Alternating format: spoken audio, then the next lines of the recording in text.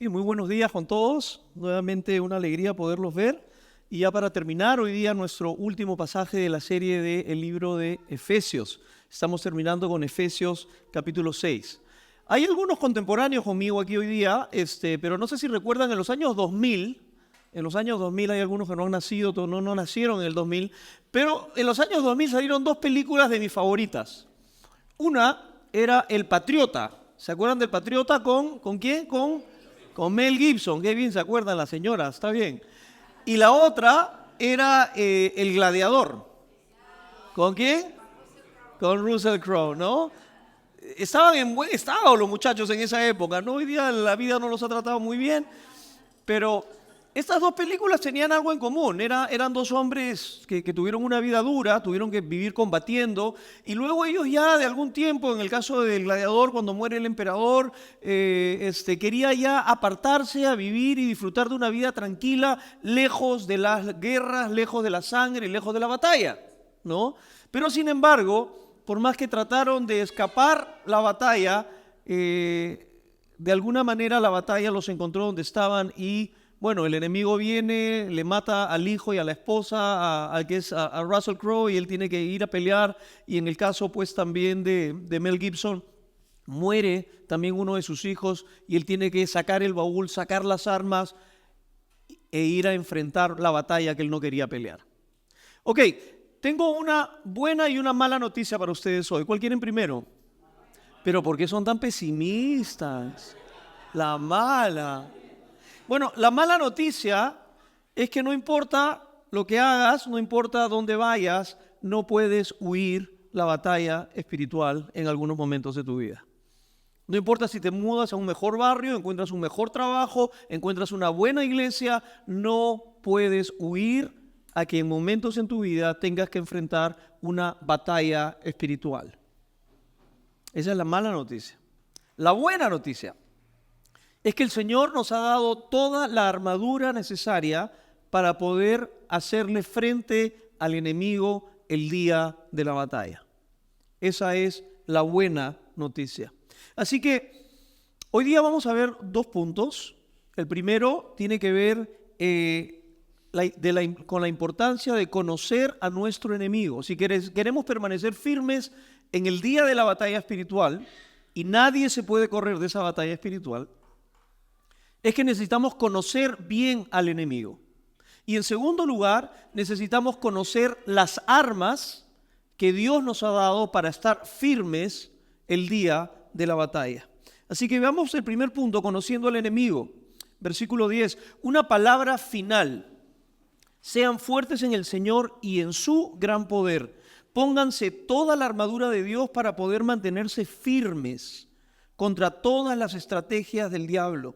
Pues no luchamos contra enemigos de carne y hueso, sino contra gobernadores malignos y autoridades del mundo invisible, contra fuerzas poderosas de este mundo tenebroso y contra espíritus malignos de los lugares celestiales. Eso es como en una pelea de box. ¿Ha visto cuando está el narrador de alguna manera y dice, en la esquina azul, con los pantalones celestes, ¿no? Representando a los creyentes, ¿no? De alguna manera alguien pelea al otro lado. Y en la otra esquina, ¿no? En la esquina roja, color del infierno, literalmente el enemigo. El diablo, el acusador, Satanás, ¿verdad? Ahora, es importante que entendamos de que cuando hablamos de estos textos de la lucha espiritual, huestes espirituales, fuerzas demoníacas, no estamos hablando en un sentido figurativo o es una especie de poesía. Esto es literal. Esto es literal. Mira lo que dice Apocalipsis capítulo 12, versos 7 al 9, vale la pena. Y aquí está narrando una etapa en unos acontecimientos que ocurrieron antes de la creación como la conocemos hoy, antes de que fuéramos nosotros creados y estuviéramos aquí en esta tierra. Mira lo que dice. Entonces hubo guerra en el cielo. Miguel y sus ángeles lucharon contra el dragón y sus ángeles. El dragón perdió la batalla y él y sus ángeles fueron expulsados del cielo. Este gran dragón, la serpiente antigua, llamada Diablo o Satanás, el que engaña al mundo entero, fue lanzado, ¿a dónde? ¿Dónde vivimos nosotros? Junto con todos sus ángeles. La Biblia nos describe de que alrededor de 1/3 de los ángeles que fueron creados por Dios fueron arrojados como demonios junto a Satanás a la tierra. Ahora, lo primero que tenemos que saber es que enfrentamos a un enemigo real, enfrentamos a un enemigo poderoso, pero enfrentamos a un enemigo vencido. No es una lucha entre dos fuerzas iguales. Esto no es como una especie de yin-yang. ¿Qué dice el yin-yang? Dice que en todo lado de luz hay un poco de oscuridad, en todo lado de oscuridad hay un poco de luz, y que son dos fuerzas 50-50. No, acá no hay 50-50. El dragón fue vencido, Satanás fue vencido, él sabe cuál es su final. Es como si te imaginaras un pozo de agua y de pronto el dragón fue vencido y fue tirado al pozo, pero mientras va cayendo y sabe cuál es su final, con la cola está tratando de hacer el mayor daño que pueda mientras espera su condenación final. El diablo es un enemigo vencido, no tienes por qué temerle, pero tampoco pienses de que no es un enemigo poderoso. Es un enemigo real, es un enemigo poderoso, pero es un enemigo vencido. Y lo que tienes que saber es de que cuando el enemigo trata de hacerte frente, mira lo que dice acá Pablo, ¿no? Nuestra lucha no es contra enemigos de carne y hueso. Es interesante, muchas veces tenemos conflictos, tenemos situaciones. No en cada conflicto estamos diciendo que detrás de eso está el diablo, está Satanás, pero el diablo va a utilizar esos momentos donde sabe que tú estás más frágil, donde sabe que estás más vulnerable, y va a tratar de atacarte, va a tratar de darte con todo lo que tenga, va a poner un bull en tu espalda y va a tratar de hacerte caer de los planes que Dios tiene para tu vida. Siempre su estrategia va a ser esa: alejarte y que no florezcas como Dios quiere que tú puedas florecer en tu propia vida. Nuestra lucha no es contra carne ni sangre. El enemigo no es tu jefe, por más complicado que sea.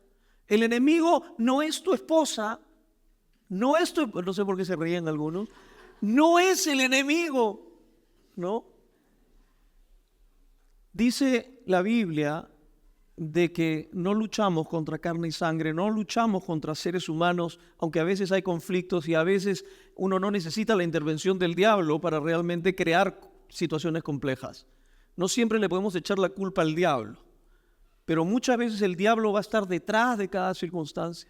¿Recuerdas cuando Pedro estaba con Jesús y Jesús le anuncia y le dice a Pedro y a los discípulos: tengo que ir a Jerusalén, tengo que ir a enfrentar el juicio de los ancianos, lo que va a terminar siendo prácticamente su crucifixión? ¿Y qué le dice Pedro?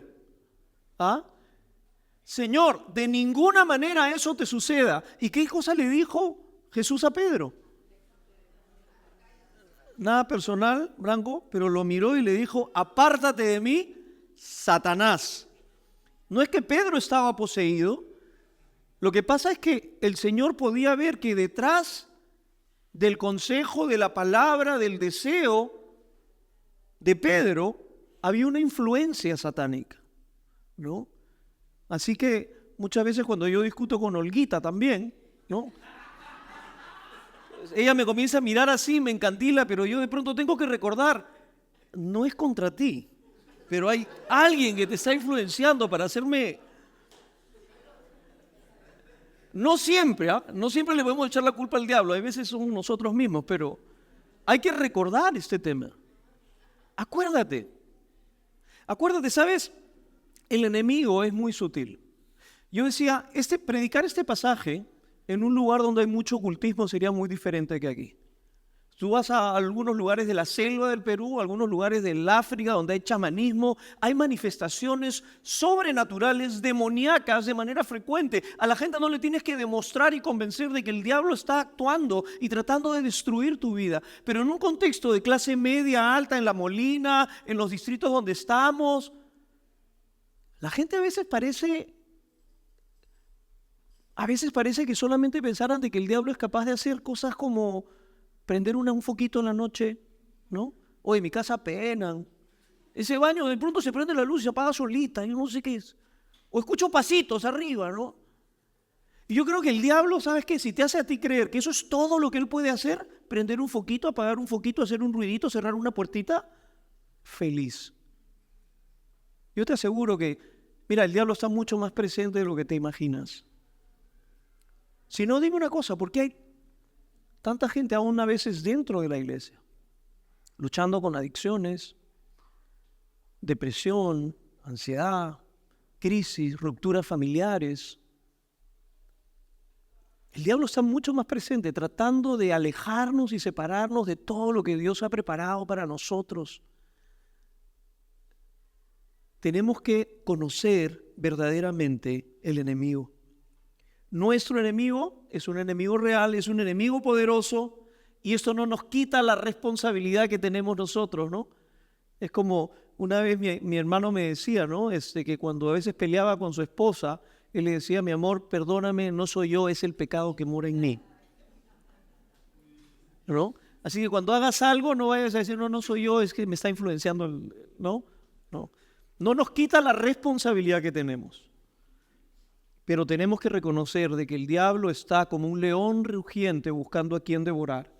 Y va a estar tratando de destruir tu vida y alejarte de todos los proyectos y los planes que Dios tiene para ti. Así que nuestra lucha no es humana, es espiritual contra un enemigo poderoso, pero derrotado. Ahora, ¿cuáles son las armas que tenemos? Mira lo que dice, versículo 13. Por lo tanto, pónganse todas las piezas de la armadura de Dios para poder resistir al enemigo en el tiempo del mal. En el tiempo del mal no significa que todo el tiempo hay una batalla espiritual, no estamos permanentemente dentro de la batalla, pero van a haber momentos donde el diablo va a ver que tú estás frágil, estás vulnerable, y en ese momento te va a dar con todo. Pero dice la Biblia, tú tienes que estar firme. Así después de la batalla todavía seguirán de pie, firmes. Defiendan su posición, poniéndose el cinturón de la verdad, la coraza de la justicia de Dios. Pónganse como calzado la paz que proviene de la buena noticia, a fin de estar completamente preparados.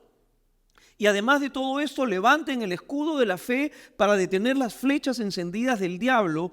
Pónganse la salvación como casco y tomen la espada del Espíritu, la cual es la palabra de Dios. Fíjate, el enemigo, el diablo, la serpiente antigua, tiene estrategias. Por eso Pablo comienza diciendo: para que resistáis las estrategias del diablo. Él sabe con qué te va a hacer caer. Él sabe de qué pie cojeas. Y él va a tratar de derrumbarte con todo lo que tenga. Ahora fíjate que hay 6 diferentes piezas de la armadura de Dios que conforme más lo reflexiono y lo medito, me doy cuenta que responden a 6 estrategias del diablo. Fíjate, en primer lugar dice que debes ponerte el cinturón de la verdad, ¿no? Ahora, ¿cuál es la primera estrategia del diablo? ¿Cuál es uno de sus nombres? Padre de la mentira. Es un mentiroso. Él va a tratar incluso hasta de tomar la misma palabra de Dios y tratar de cambiarla de alguna manera. Y engañarte. Engañarte acerca de quién es Dios, engañarte acerca de quién eres tú para Dios. Recuerda que el libro de Efesios comienza afirmando tu identidad. Tú eres amado, escogido, perdonado, redimido. Y él va a decir: no, mentira. ¿Cómo te puede amar Dios? Ni tú mismo te amas. La primera estrategia del diablo va a ser la mentira. Y la única manera de defenderte contra la mentira es la verdad. ¿La verdad de quién? La verdad de la palabra de Dios. Fíjate, desde el inicio uno ve, por ejemplo, en la creación, cuando Dios le da instrucciones claras a Adán y Eva y le dice: de todo árbol del huerto podrás comer. ¿Es verdad? ¿Así le dijo o no? De todo árbol del huerto podrás comer, menos del árbol del conocimiento del bien y del mal, porque si comes de ese árbol, ciertamente morirás. Esa fue la verdad de Dios. Y ahí vemos desde el principio, la serpiente antigua aparece y cuestiona y le dice: Oye, así que Dios les ha dicho que no pueden comer de ningún árbol del huerto. ¿Eso dijo Dios? Pero parecido, pero no dijo eso Dios. Y también lo pinta Dios como mentiroso. Así que Dios te dijo que morirás. No, no vas a morir. Y cuestiona hasta los motivos de Dios. Lo que pasa es que Dios sabe que si comes del conocimiento del árbol, de la ciencia del bien y del mal, ciertamente llegarás a ser como Dios. ¿Te das cuenta? Transgiversa la verdad de Dios, cuestiona los motivos de Dios y altera la verdad de Dios. El cinturón dentro de la indumentaria romana, que es la que está imaginando Pablo cuando está narrando esto, era lo que sostenía absolutamente todo. Te ponías la coraza, te ponías todo y encima iba el cinturón de la verdad, donde colgaba la espada y todo lo demás. El cinturón unía todas las demás piezas. Primera estrategia del diablo va a ser eso, usar la mentira contra ti, y tú tienes que estar firme en la palabra de Dios. Por eso es importante conocer la palabra de Dios. La palabra de Dios no es simplemente para que tengas la cabeza más grande y para que te compares con otros que saben menos que tú, para que corrijas a todo el mundo de sus malas doctrinas. La palabra de Dios es clave para que tú te mantengas firme dentro de lo que Dios ha preparado para ti. En segundo lugar, la coraza de justicia. La segunda herramienta, la coraza era como un poncho que te ponías, pero parecía como una red de pescar, pero era de material duro, como de metal, que podía sostener los golpes del enemigo. ¿Cuál es la segunda estrategia que utiliza el enemigo para tratar de derrumbarnos? Va a ser la condenación. Él es el condenador. Y cada vez que cae, y muchas veces caemos, ahí te va a tratar de destruir. ¿Con qué cara vas a ir a la iglesia el domingo después de lo que has hecho el jueves? Sinvergüenza, hipócrita, mentiroso. Yo te conozco. Dios no te quiere, la iglesia no te quiere, tú no eres digno. ¿Has escuchado alguna vez esas voces? Yo sí, muchas veces. Cada vez que pecamos, muchas veces el enemigo va a utilizar ese momento para condenarte y alejarte de Dios. Sí, necesitas sentir vergüenza. Sí, necesitas sentir dolor cuando pecas contra Dios, pero tu relación con Dios, tu aceptación de parte de Dios, tu justificación no está en juego. Ese es un asunto resuelto. Entonces el enemigo va a tratar de condenarte para alejarte de Dios. Pero ¿qué dice la Biblia? Volvemos al cinturón de la verdad. No hay condenación para los que están en Cristo Jesús. O le creo a Dios o le creo al diablo. Sí, es verdad. Diablo, es verdad. Soy mucho más pecador de lo que creo. Pero soy justificado no por mi justicia, sino por la justicia de Cristo. Eso significa ponerte la coraza de la justicia. Saber que Dios me trata como justo, no porque sea justo, sino porque he creído en la justicia de Cristo. En tercer lugar, el calzado de la paz. ¿No? El calzado de la paz. Y cuando habla del calzado de la paz, dice de la paz de las buenas noticias. Está hablando, haciendo referencia a Isaías cuando dice, hermosos son los pies de los que anuncian la paz, ¿no?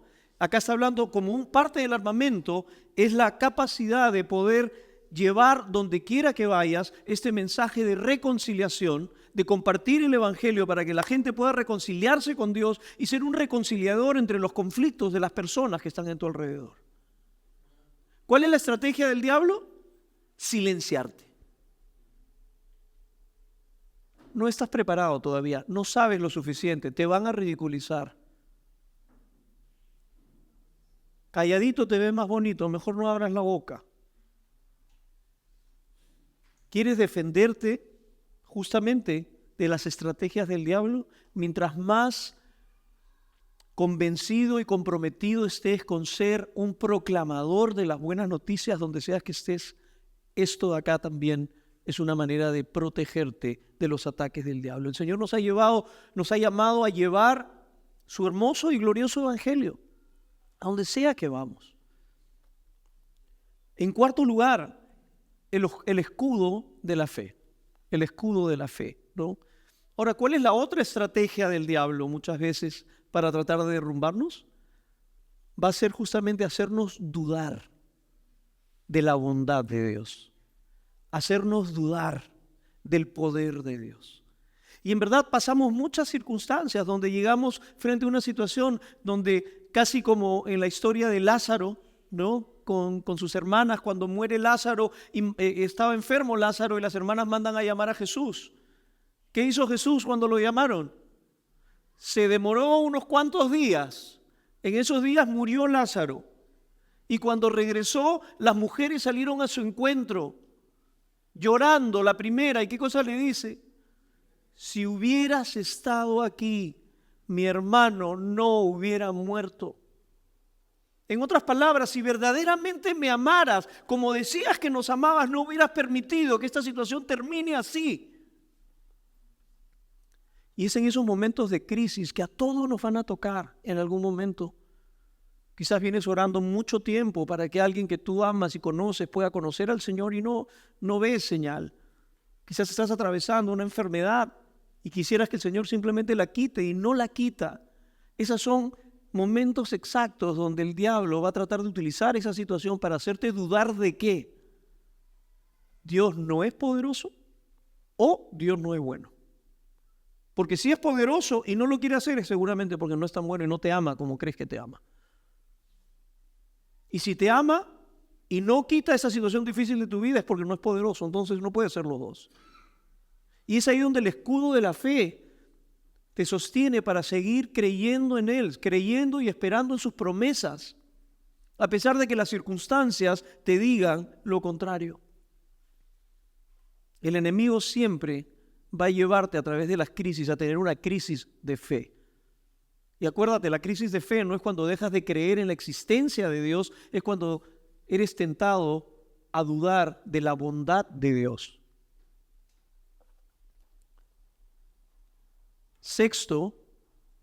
Quinto, el casco de la salvación. ¿Alguien ha venido en moto hoy día, no? ¿No? ¿El casco? Allá, bueno, ya no importa. Le contaba a Matías mientras preparaba este mensaje que uno cuando entra en un circuito de motocross no te dejan entrar sin casco, ni siquiera puedes participar de la carrera sin casco, tienes que tener casco, porque la parte más importante que uno tiene que proteger es la cabeza. De la misma manera, en la batalla espiritual, mira, si a mí me pueden dar con la espada en la pierna y medio cojo, pero sigo peleando. Me dan en un brazo y medio cojo y medio manco, pero puedo seguir peleando. Pero si te cae en la cabeza, el golpe en la cabeza y no estás protegido, game over. Se acabó el combate, ¿verdad?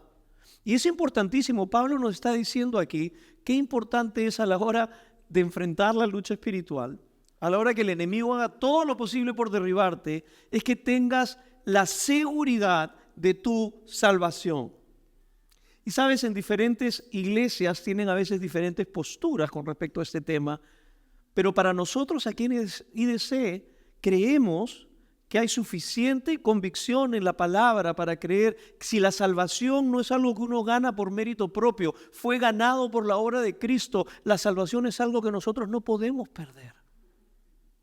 El casco de la salvación es el que te recuerda que aunque lo pierda todo en esta vida, yo sé a dónde voy, la esperanza que tengo en Cristo, que quizás en esta vida no llegue a encontrar todo lo que quisiera, no pueda evadir todos los dolores que muchas veces tenemos que afrontar, pero tenemos la esperanza de que mi eternidad la voy a pasar en un lugar donde no habrá más dolor, más sufrimiento, más muerte, más enfermedad, más traición, más crisis, todas estas cosas horribles que hay en esta vida. La seguridad de la salvación es algo que no te puede robar el enemigo.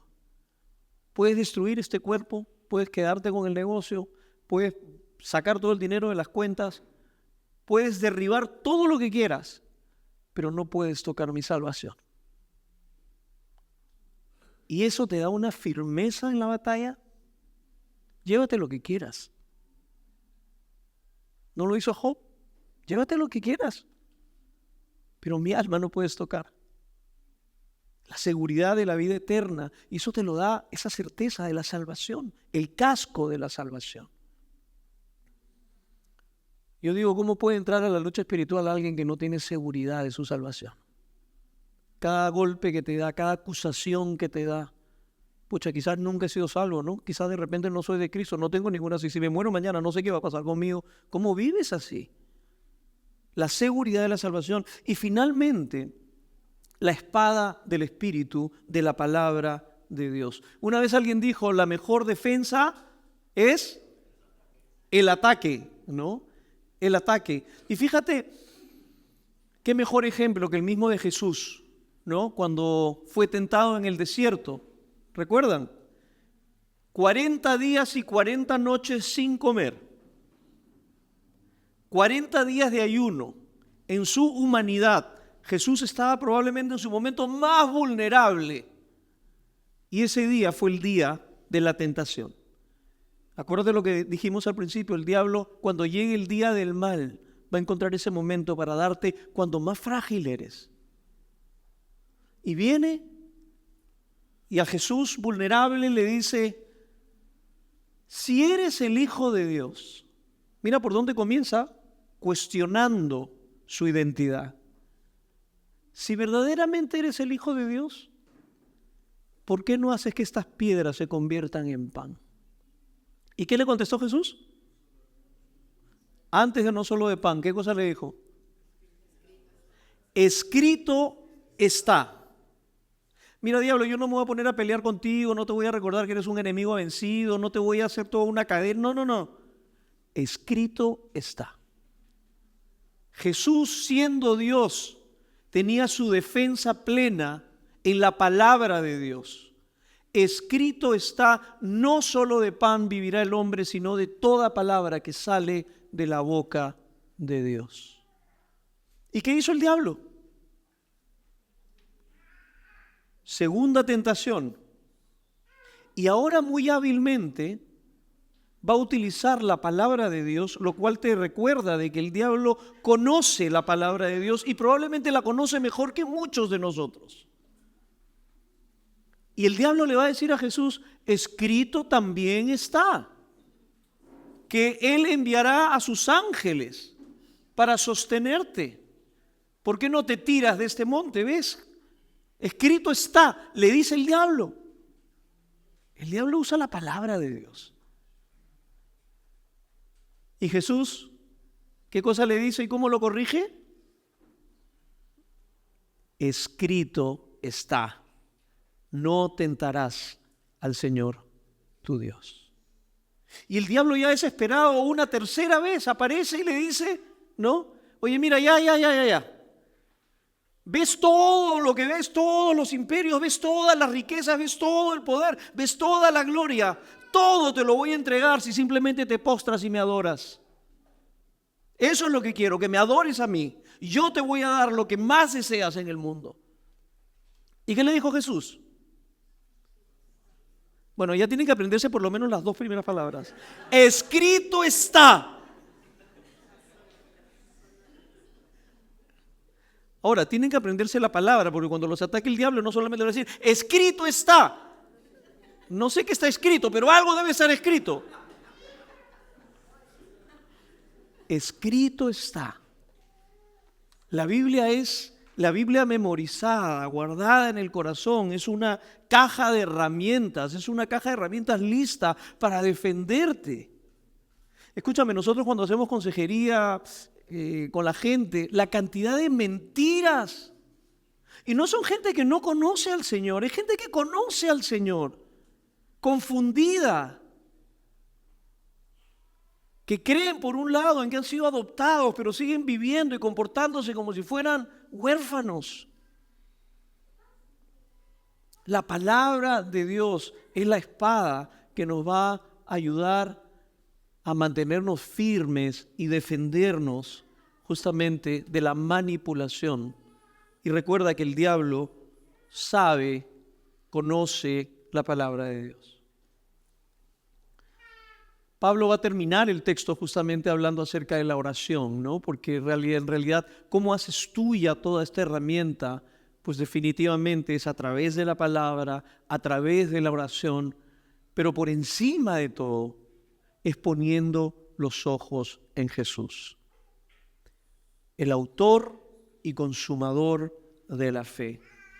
¿Sabes? Pensaba hoy día, mientras le daba una última pasada a ese mensaje, en que toda la armadura espiritual apunta a una persona, Jesús.